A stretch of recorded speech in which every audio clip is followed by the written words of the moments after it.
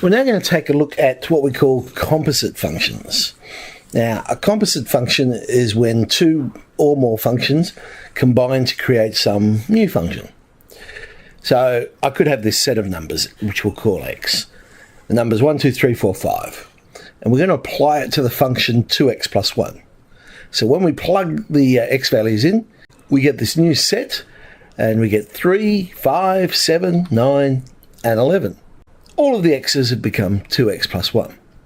But now we're going to get this set, and we're going to plug it into g of x, which is 3x squared. So we get yet another set of numbers, 27, 75, 147, 243, 363. So all of the x's have now become 12x squared plus 12x plus 4. We've substituted in 2x plus 1 into 3x squared. So the notation for that is g function x. We're substituting function x into g. So everywhere we see an x, we're replacing it with function x. Now usually, when we substitute g of x into f of x, we'll get a different function than when we substitute function x into g of x. So let's have a look at that. If we substitute 3x squared into our function, we actually end up with 6x squared plus 1. It's actually quite rare that we end up with the same function. So how do we find the domain and range of these new functions? A couple of conditions. So if your x is going to be in the domain of the composite function, first of all, it has to be in the domain of gx. If I can't substitute it into gx, then it can't get into function x. The other condition is the range of gx. So all the output of gx must be in the domain of function x. Then when we come looking at range, any output of function g of x is in the range of the composite function only if the x value that we substituted in is in the domain of function g of x. Let's look at an example for that. So our function x is going to be 2x over 4 minus x. Our g of x is going to be 1 over x squared. We're going to find the domain and range. Well, the first thing I'm going to do is just find the domain and range of each individual function. So g of x, so 1 on x squared, domain's all real x, but x can't equal 0. The range is all real, well, I would say y, but because we're dealing with two functions, I'm going to say all real g of x, such that x can't equal 0. So for function x, domain all real x, except x equals 4, and the range will be all function x values except -2. Okay, so our conditions. We said, first of all, x must be in the domain of gx. So we know x can't equal 0 because x was not in the domain of gx. Okay. But the next thing we said is the output of g of x must be in the domain of function x.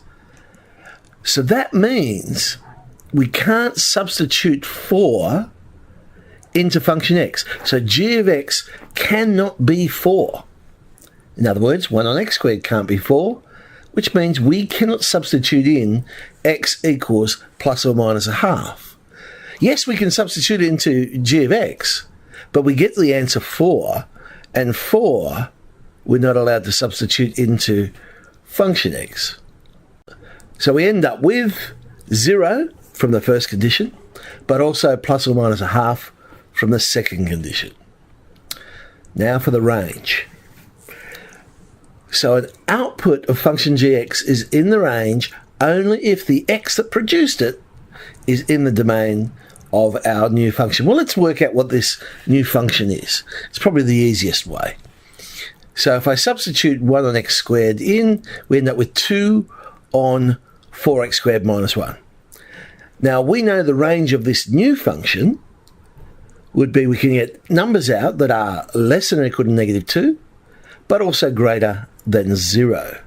But we said x can't equal 0. So we can't actually substitute 0 into this function. Now, if we did substitute it in, we'd get the answer -2. But because we can't substitute in 0, it's not in the domain, so therefore we can't get the answer -2.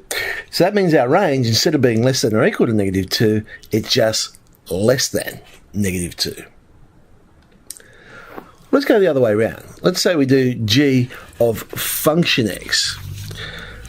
So the domain, first of all, it must be in the domain of function x, and we said x can't equal 4. Now, the answers for function x must be in the domain of g of x.